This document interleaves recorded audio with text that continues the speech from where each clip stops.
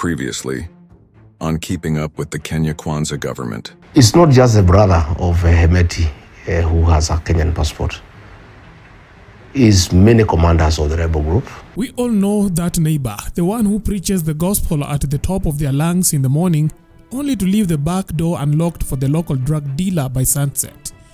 This is the neighbor who crawls into bed with anything as long as it is breathing and wears a skirt. In fact, when the sponsor is wealthy, this neighbor is more than happy to drop their dignity at the doorstep. Now, if you're wondering who that neighbor is, stop guessing. It is Kenya. Kenya has officially become a certified geopolitical concubine. She grabs smoochers with Washington at lunchtime, breaks bread with Beijing by evening, and somewhere in between finds time to twerk for Sudan's notorious RSF rebels while insisting it is merely playing peacemaker.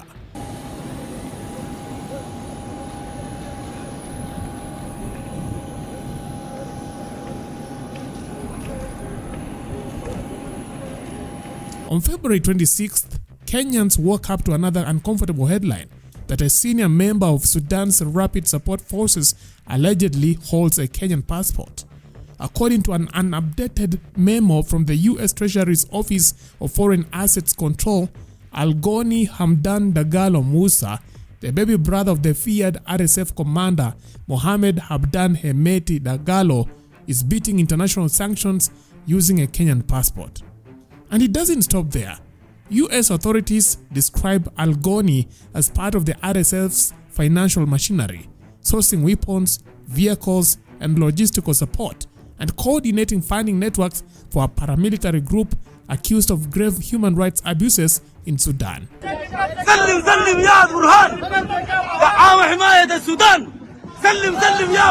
He was sanctioned in 2024, effectively restricting his international movement. But as you all know, sanctions are only a problem if you don't have a friend like Kenya.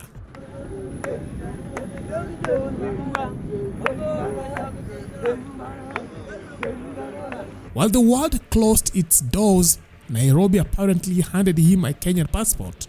With this document, he has reportedly been breezing through immigration points, dodging arrests and accessing global financial systems, all while disguised as a random Kenyan born somewhere in Nairobi, and yet official records list him as born on August 7th, 1990 in Nyala, North Sudan. It's not just the brother of Hemeti who has a Kenyan passport. It's many commanders of the rebel group and sympathizers of that group. They have Kenyan passports because their operations are in Kenya. And we are asking, much as this brother of Hemeti has been identified for sanctions by the US and other world bodies, I am of the opinion that the international community need actually to apply these sanctions to the real commanders of RSF, that is William Ruto and senior officials of his government, because that's where the problem is. If we were not helping Hemeti and RSF to market their gold through Kenya to the to the Middle East, they will not be having the capacity to purchase arms and ammunition for continuing with the war in Sudan. So how does a Sudanese rebel financier acquire a passport usually reserved for citizens by birth or 7 years residence? But the breadcrumbs lead straight to the top. His brother, the warlord Hemeti, has been cozying up to the Kenya Kwanza administration for months.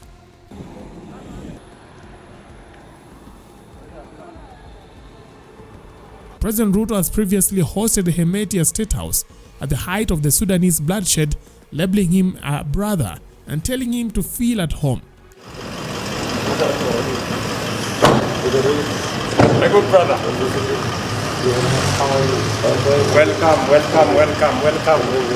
to your other home. Thank you very much.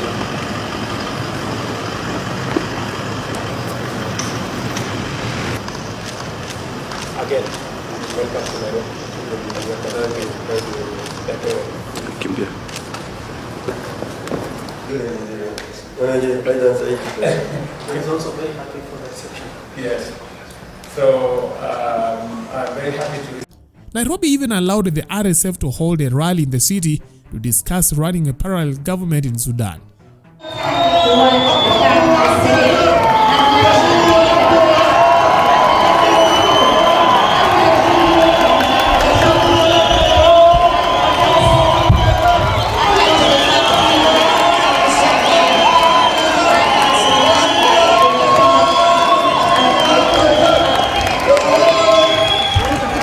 Still, the Ministry of Foreign Affairs led by Musa has denied that Kenya is endorsing the RSF's actions.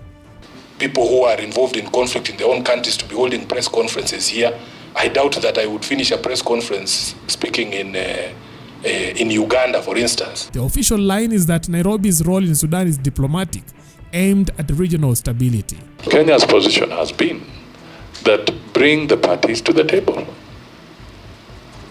Let them be brought to the table. And by them coming here was to get them to talk. When did these RSF people stop being our friends? I've seen you have abandoned them today. But the rabbit hole doesn't end with Sudanese rebels. Activist Boniface Mwangi has alleged that at least 28 foreigners are in line to receive Kenyan passports through irregular channels. The list is a who's who of questionable characters, featuring names which are mostly Arabic, and one particularly loud guest, Wicknell Chivayo, a man whose resume includes a stint in prison and a habit of parading questionable wealth online. Despite living in Zimbabwe, just like Hemeti, Chivayo has been spotted hanging around the corridors of power in Nairobi, with claims emerging he is a notorious election rigging expert in Africa. Justin Muturi has warned that the country risks sliding into dangerous territory if controversial foreign actors continue to gain access to senior offices. He has specifically questioned why individuals like Chivayo, who are facing disputes elsewhere in Africa, move with such ease within Kenya's political corridors. Huu mkora ambaye ndiye alisupply technology in a company inaitwa Smartmatic, Saturday and Sunday walishinda na hii kijana anaitwa Marjan Hussein Marjan ambaye ndiye CEO wa IEBC. Kwa sababu William Ruto amejua Kenya imehama. So hakuna njia nyingine anaweza fikiria. Hata nishangaa wakati anazungumza yale akiambia watu hakuna viti vingine, kiti yake ndio peke yake, alisema ati atashinda uchaguzi by between 2 and 3 million. You know, if you want to see a man hallucinating, it is William Ruto. But something surprises me. William Ruto has become, there's something you can discern about William Ruto. Mambo hii ya uchaguzi ameshikwa na kasumba. It's a guy called Winnick. Jamaa anaitwa Wicknell Chivayo. Na kuna picha zake hapa nyingi. Watu wa magazeti ningetaka waone kimtu kikubwa hivi. This man is a convicted fraudster kwa mambo ya kusupply electoral materials in South Africa, in Namibia. Kila akija huku Kenya anapitia Eldoret Airport. We must begin to ask, what is it that they do with William Ruto? Na mkimwangalia hapa, najua ndugu yangu Rejea, najua hii kiti kameza kamoja kwa hapa unakajua vizuri ndugu yangu. Aka ni pale ndani kwa ofisi ya Ruto. What is it that Ruto does with these crooks? Jose Camargo kutoka Venezuela, huyu Chivayo kutoka Zimbabwe. Na ukimwangalia hapa, huyu Chivayo ako na connection na rais wa Zimbabwe, Mnangagwa. Ndio huyu hapa wako na Mnangagwa na wako na William Ruto. Story kule Namibia wanalalamika mambo ya uchaguzi 2024. South Africa in 2023 wanalalamika mambo ya the same person. What is it that he is doing with William Ruto every time he comes to Kenya? Now, to get a Kenyan passport, you are supposed to be a citizen by birth. If you are a foreigner, you need several years, or rather 7 years of residency and a track record of economic contribution. The Dagalo family applied in September 2024 and got approved.